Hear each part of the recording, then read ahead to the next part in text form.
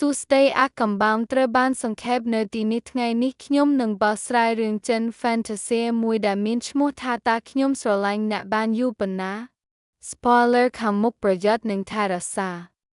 គឺ Kielya គឺជាស្ត្រីអាយុ30ឆ្នាំរស់នៅក្នុងទីក្រុងសៀងហៃនាងមានអាយុ12ឆ្នាំនៅពេលដែលឪពុកមហាសេដ្ឋីរបស់នាងបានទទួលមរណភាពក្នុងឧបទ្ទហេតុមួយហើយនាងត្រូវចាកចេញពីផ្ទះកុមារភាពរបស់នាងតាំងពីគឺចាប់ផ្ដើមធ្វើការនាងបានព្យាយាមរកប្រាក់ចំណូលមានលុយគ្រប់គ្រាន់សម្រាប់ទិញផ្ទះវិញទោះយ៉ាងណាក៏ដោយការងារខ្ជិលរបស់នាងមិនបានផ្ដល់ប្រាក់ចំណេញដល់នាងទេបន្ទាប់មកយើងត្រូវបានគេណែនាំឲ្យស្គាល់ Liao Ming ដែលជាសំណាងរបស់គាត់នៅអរចនាចរន្តគាត់កំពុងស្វែងរកយ៉ាងអស់សង្ឃឹមអតិថិជនវិនិយោគលើគំនិតរបស់គាត់ប៉ុន្តែមិនបានជោគជ័យអ្វីឡើយនៅឡើយលុះដល់ថ្ងៃកើតហេតុទាំង Ming និង Go ក៏ត្រឡប់ទៅផ្ទះរៀងខ្លួនសង្កត់ប្រសាទចម្លែកណាស់ពួកគេហាក់ដូចជារស់នៅផ្ទះល្វែងដូចគ្នានៅក្នុងអគារតែមួយគោដាក់ខោអាវរបស់នាងនៅក្នុងបោកគក់ខណៈពេលដែលមីងធ្វើម្ហូបខ្លួនឯងអាហារពេលល្ងាច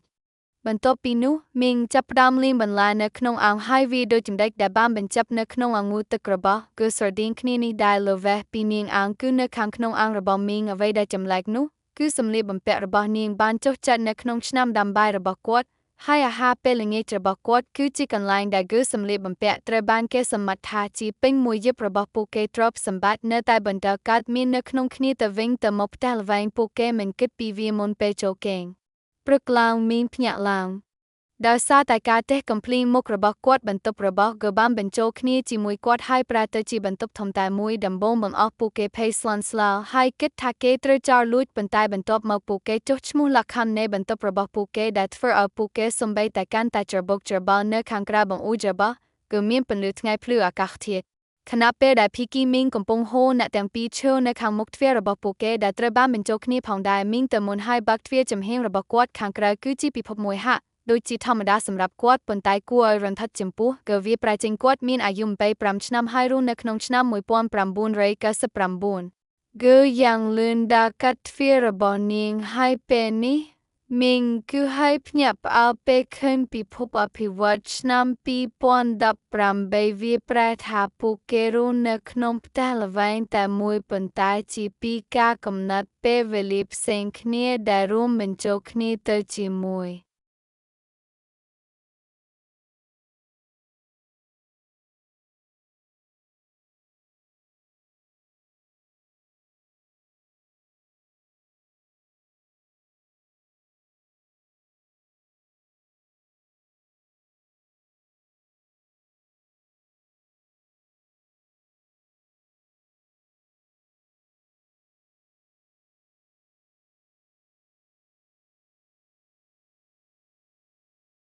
គោតាកំភ្លីមីងដើម្បីមើលថាតើនាងកំពុងសុបិនឬអត់នៅពេលដែលវាឈឺគាត់វាច្បាស់ណាស់សម្រាប់ពួកគេទាំងពីរថាជោគវាសនារបស់ពួកគេបានជោគគាំង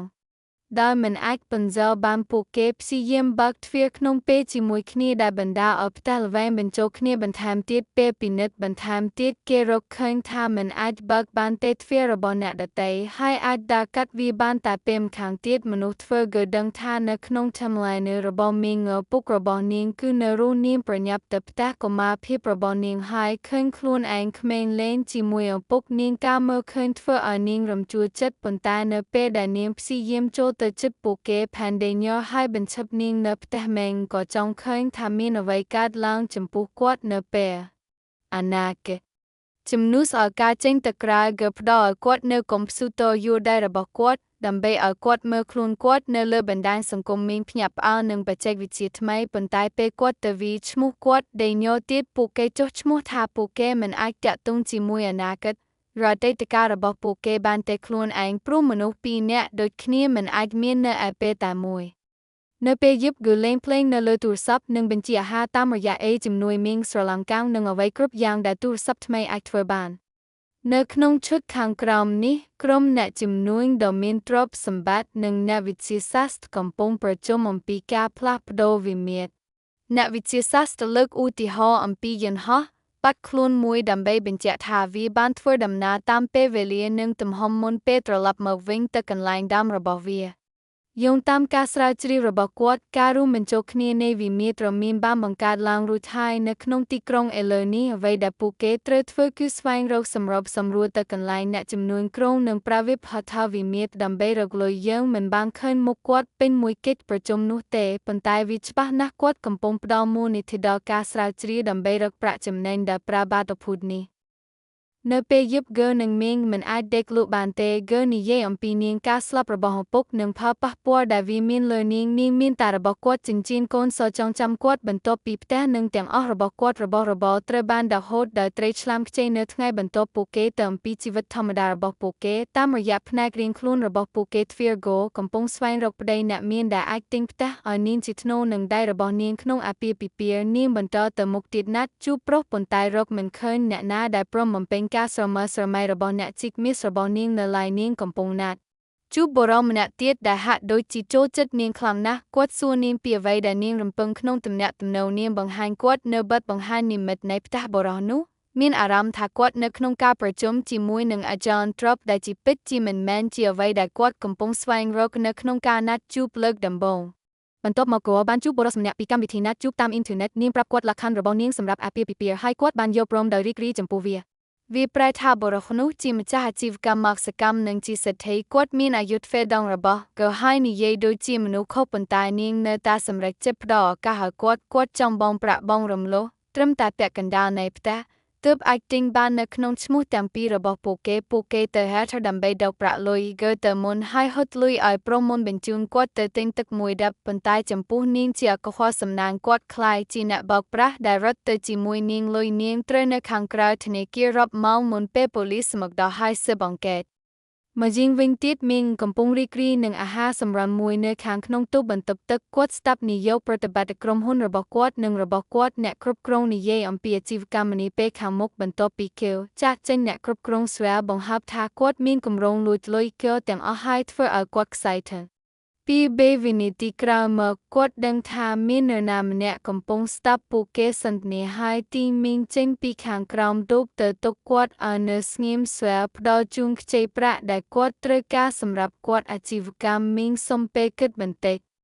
នៅថ្ងៃក្រោយមកមីងបានទៅជួបអ្នកគ្រប់គ្រងស្វែដែលចង់បណ្ដេញចេញគាត់បានដឹងថាមីងគ្មានស្តាំងដើម្បីបញ្ជាក់រឿងនោះទេសាក្រុងនឹងក្បត់នាយកប្រតិបត្តិនៅតែជំនួសឲ្យការសុំទានសម្រាប់ខ្លួនលោកមីងគ្រាន់តែបារម្ភថាគឺនឹងខ្សែទៅ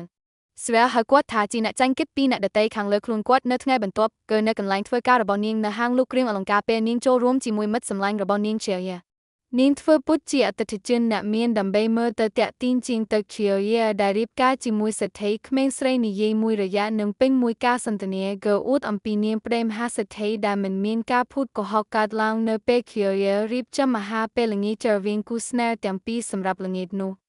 គឺធ្វើឲ្យមីងស្លីឈុតជួហើយនំគាត់ទៅអាហារពេលល្ងាចវាដំណើរការល្អសម្រាប់ពាក់កណ្ដាលទី1មុនពេលមីងផឹកពីទឹកកខើបបង្ហាញស្លាកជួក្នុងអាវធំរបស់គាត់ហើយនិយាយថាគាត់ធ្វើការជាអ្នកស្រាវជ្រាវមួយវដល់ពេលយប់คล้ายរាប់លាន$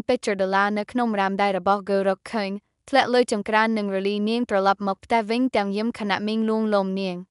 អ្នកទាំងពីរមើលទូរទស្សន៍ជាមួយគ្នាពេលកម្មវិធីមួយអំពីឆ្នោតសម្បត្តិទាក់ទាញចំណាប់អារម្មណ៍របស់ពួកគេ